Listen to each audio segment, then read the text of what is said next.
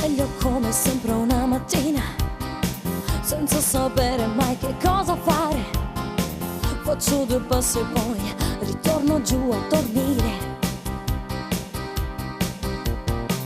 Non c'è più niente che mi fa impazzire, non c'è più un uomo che mi fa morire.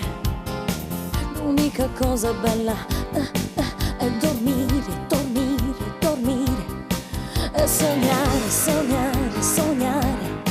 E sognare dei topi che mangiano gatti o dei petti rossi che mangiano falchi. E poi rubare il vento a un aquilone, gridare senza una ragione, correre forte come pazzi a piedi nudi sopra i sassi.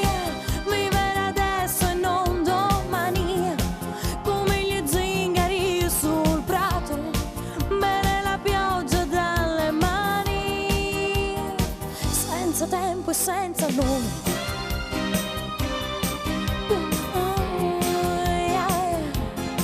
Senza nome.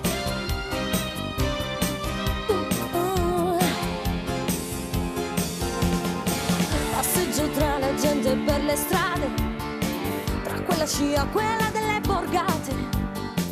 Mi sento stanca, indifferente.